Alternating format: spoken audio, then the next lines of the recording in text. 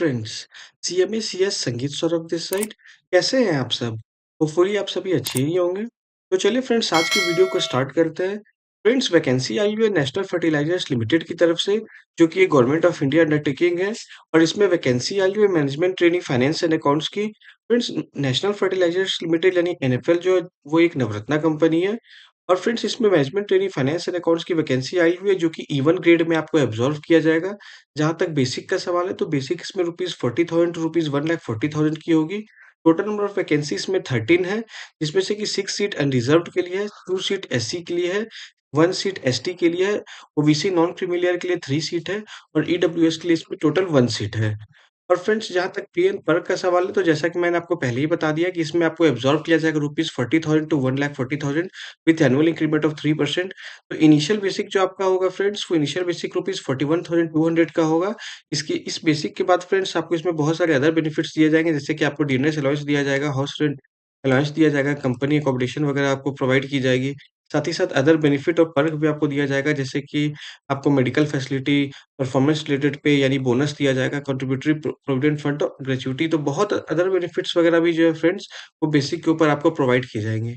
और फ्रेंड्स, एक इम्पोर्टेंट बात इन्होंने बता रखा है कि इन्होंने बोल रखा है कि आपको जो है ₹4,50,000 का आपको बॉन्ड एग्जीक्यूट करना पड़ेगा in favour of National Fertilizers Limited कि minimum 3 years after successful completion of the training. तो ट्रेनिंग 1 साल की है और 3 साल यहाँ हो गए, यानी टोटल 4 साल आपको मिनिमम इस कंपनी में एनएफएल में आपको सर्व करना पड़ेगा।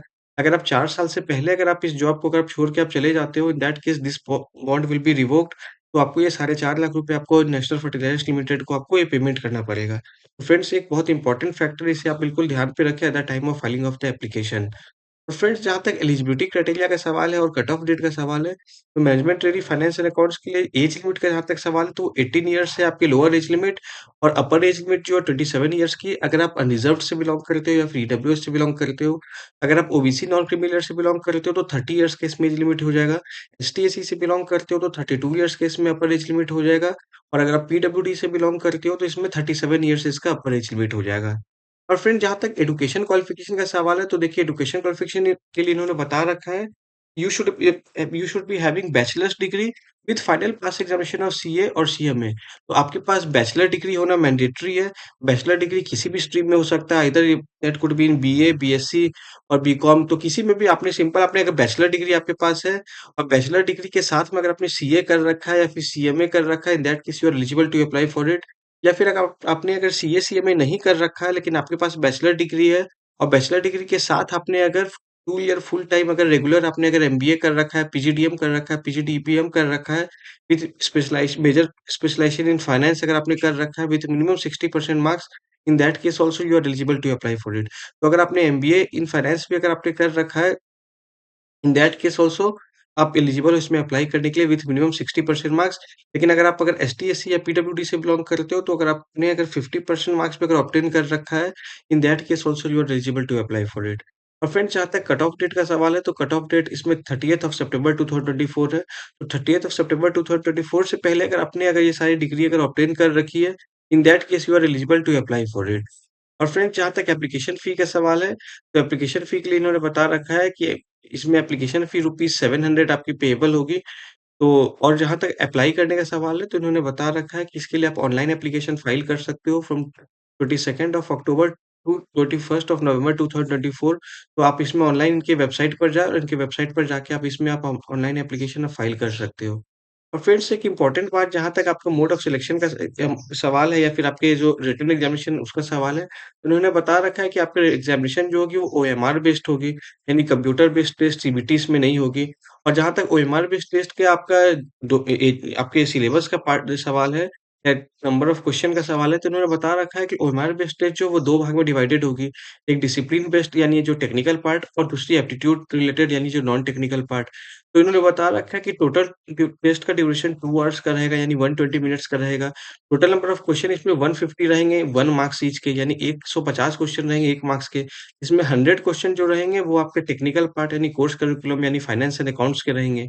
और 50 क्वेश्चन जो है वो नॉन टेक्निकल पार्ट, जिसमें कि जनरल इंग्लिश हो गई, क्वांटिटेटिव एप्टीट्यूड्स हो गई, रीज़निंग हो गई और जनरल नॉलेज, जनरल अवेयरनेस हो गई, वो रहेगी। और फ्रेंड एक बहुत इम्पोर्टेंट बात इन्होंने बता रखा है कि इसमें कोई negative marking for wrong answer नहीं है।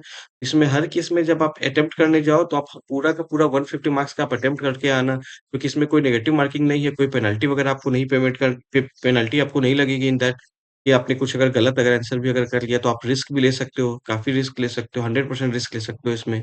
और जहाँ तक पर्सनल इंटरव्यू का सवाल है फ्रेंड, तो इन्होंने बता रखा है कि 1:5 के रेशियो में आपको पर्सनल इंटरव्यू के लिए कॉल किया जाएगा। तो कैटेगरी वाइज़ आपको अगेंस्ट 1 सीट 5 पर्सन को कॉल किया जाएगा।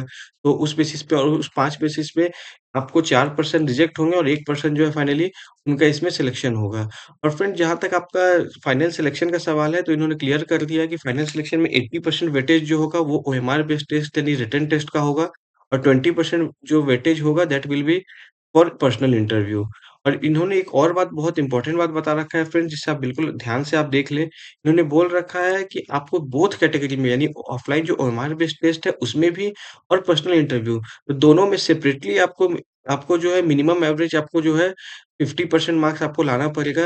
अगर आप इससे कम अगर आप लाते हो तो in that case you won't be able to qualify this examination. तो फ्रेंड्स एक बार आप अपनी यहाँ पे एलिजिबिलिटी क्राइटेरिया को देख लो, बहुत सिंपल सी एलिजिबिलिटी क्राइटेरिया है। अगर आप सीए हो और सीएमए हो, साथ में बीकॉम आपने कर रखा है, तो आप इसमें अप्लाई कर सकते हो। अगर आप बीकॉम कर रखा है और आपने सीए, सीएमए नहीं हो, लेकिन आपने एमबीए फाइनेंस कर रखा है, पीजीडीएम फाइनेंस कर रखा है, पीजीडीबीएम फाइनेंस कर रखा है विथ मिनिमम 60% मार्क्स, तो आप अप्लाई कर सकते हो। अगर आपने अगर 50% मार्क्स ही अगर ला रखा है एमबीए में फाइनेंस में, लेकिन आप एसटी, एससी या पीडब्ल्यूडी से बिलॉन्ग करते हो और साथ में बीकॉम भी कर रखा है, बीकॉम या फिर कोई भी ग्रेजुएशन आपने कर रखा है, आई मीन अगर आपने बीकॉम कर रखा है, बीए कर रखा है, ग्रेजुएशन आपने किसी भी डिसिप्लिन में कर रखा है, in that case you are eligible to apply for it. Friends चलिए एक बार अपनी एलिजिबिलिटी क्राइटेरिया को देख लो, अगर आप एलिजिबल हो इसमें अप्लाई करने के लिए, तो definitely you should apply for it. चलिए फ्रेंड्स मिलते हैं फिर अपने किसी अगली वीडियो में, तब तक के लिए take care and subscribe our channel. Thank you.